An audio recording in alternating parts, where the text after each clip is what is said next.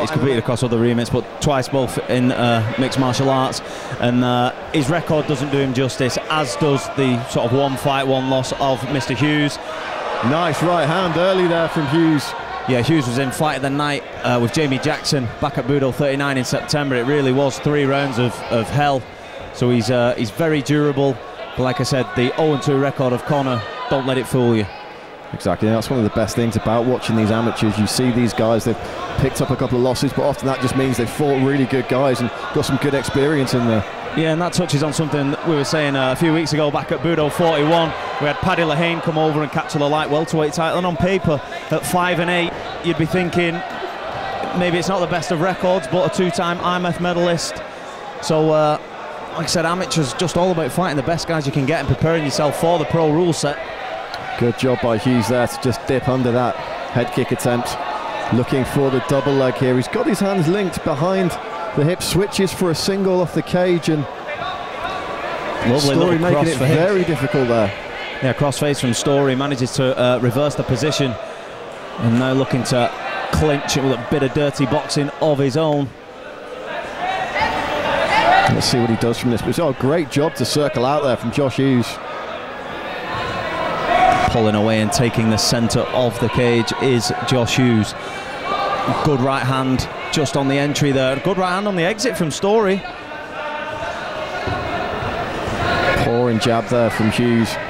Doesn't quite find his range with those shots. And Hughes now, this is what I was saying just at the start of the fight. He was in a 3-round war with Jamie Jackson in his debut. He's loves to get in, bite down on his gum shield, and that's what he's trying to do here. He's swinging for the fences. Hughes close to his own corner there. Be interesting to see if he can hear any instructions from the coaches. He's got Matt Inman and Abdul Chowdhury there in the corner, very experienced corner team. Yeah, good little knee just in the clinch there from Storey. Comes in at the angle, and Hughes acknowledging it as we break off. Storey throwing some nice, varied striking combinations there, but just not finding the range, not finding the mark. Nice inside leg kick there from Josh Hughes. Yeah, Hughes just losing a couple of inches on the reach and height. Looking to get on the inside, so you can see that when he's swinging, and right on cue there, he throws a left and a right, both just missing the mark. Storey going for that right uppercut, left hook combination. As we clinch once more. Good look, right hand again from Storey on the break. Yeah, Storey looks like he's trying to pitch a baseball with that right hand. Hughes chasing him down with 10 seconds to go in the round. Nice head movement there to avoid those shots coming in. They clinch up on the cage. That's all she wrote for the first round. Entertaining scrap thus far. Yeah, very back and forth. Both guys enjoying some success on the feet, mixing it up as we said, landing knees in the clinch. Storey looking more than comfortable fighting off the back foot. Hughes doing what he loves to do and charging in. So it'll be interesting to see the instructions during the intermission. Yeah, absolutely. You know, the big thing for me in that first round was that height and reach difference really did start to play its part, especially with Storey content to stay on the outside and just use his length to his advantage. So it's going to be interesting to see how John Storey tries to combat that as the fight wears on. He's going to have to change things up. He's going to have to start throwing something to get on the inside, whether that's for a takedown or whether that's just to move in range for that big right hand. Yeah, just looking on this near side, I was just listening to Paddy Blight in the corner of Conor Storey, and he's saying when he comes in, he's ducking into it to throw the overhands, throw the uppercut. You've had some success with the right hand, let's throw the uppercuts and see what we can do. So bit of sound advice when you just recap that opening stanza of the contest. Hughes shaking his arms on the far side and ready to go once more. The seconds are out. We are about to get this second round underway. No touch of glove, straight down to business. And let's see if we see that uppercut on the way in. Yeah, good left hand from, I would say good left hand from Hughes, but he manages to catch the leg. Quite content to let it go though and keep the fight on the feet. Hughes looking to work behind that jab now. That's what he's using to find his way in. Yeah, swing and a miss again with the right hand for Hughes, but he's landed that left hand a couple of times. Oh, poke to the eye, yeah. You knew as soon as Hughes pulled back there. Yeah, that looked like a nasty one. Of course, no ill intent there from Conor Storey. It's just one of those things that happens with MMA with these gloves that we have to use. He's just, Alan and our referee, Alan Howcroft, third man in the cage, has called in the doctor to have a look at this. And Hughes looks pretty happy, he's smiling. Don't know if it's just a little bit premature. It has only happened sort of 20 seconds or so ago. Let's see what the doctor says here. It's just asking him, can you see from that eye? Hughes responding yes. Yeah, Hughes seems pretty positive about it. But, you know, good judgment by the referee to just get the doctor in, give Hughes that little bit of time to recover. Doctor just giving him a little eye test here, just checking that field of vision. Of course, safety is of the utmost importance here at Budo. Doctor says okay, and we'll get back underway. Yeah, Hughes would never ever want for the contest to end that way. As you said, accidental, and more than happy to continue. Of course, no set recovery time with eye pokes, but obviously the referee using his discretion there to give John Hughes the time that he needed, and that means we get to continue this contest. And it's been, for me, fight of the night so far. Let's see what these two young men can produce as we get back underway. Nice leg kick from Hughes early on. And Josh Hughes straight into the mix again, one eye or not, as Storey clinches and pushes his man into the cage on this near side. Well, interesting tactics from Storey there, stepping away.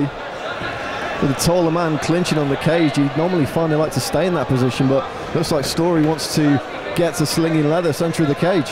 Yeah, some good head movement in that from Hughes, finding a mark for some of his shots, but like you say, Storey pretty canny off the back foot, Brad. Hughes looked like he was attempting the body lock takedown there, but just couldn't get the leverage on Conor Storey.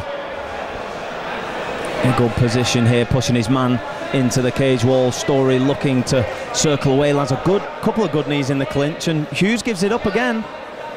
Yeah, maybe he didn't like the feel of those knees there. Oh, nice right hand there from Hughes. Both guys piling it on.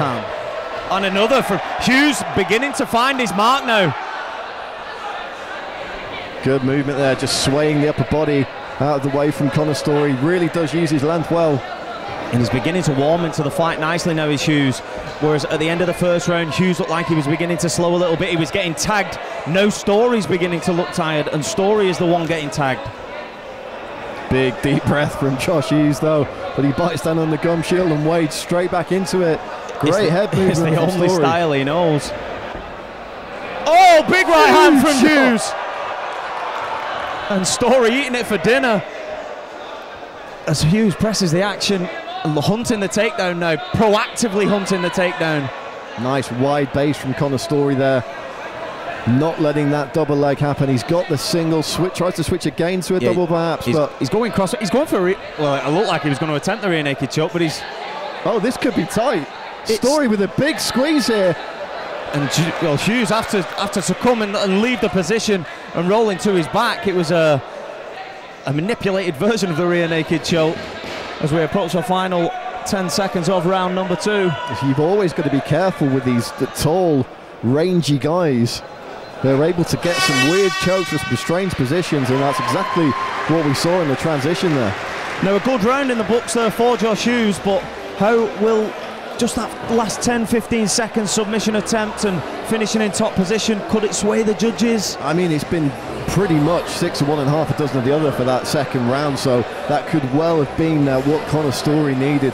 Really impressed at how he's fighting with his body type in mind. I always go back to the analogy of the two tall Dutchmen. You've got Semi Schilt, who was 7 feet tall and fought like a 7 foot tall man. And you've got Stefan Struve, 7 feet tall, fights like a 5'11" guy, gets in the pocket and usually gets smashed. But what we're seeing here from Conor Storey is he's using that height and range well. He's able to stay just a step back, and then all he needs to get out the way of those shots is a little sway of the upper body, and he's able to come back with the counters. And that for me was perhaps the story of the second round, and perhaps what's going to put him ahead on points. Yeah, I have to agree with that, and very much a Stefan Struve-esque kind of fighter is Josh Hughes. You know what he's going to come out with now. Third round, as you said, it's been a close encounter. Both guys finding some success in the scrambles against the cage and with the striking, and it really could be anybody's fight at the moment, so expect Hughes to take it and Storey to continue fighting off the back foot. Like I said, it's working well for him. Yeah, if you want to talk about the guy who's landed the single most devastating shots in the fight, it's going to be Hughes with that big overhand right that's connected a couple of times now.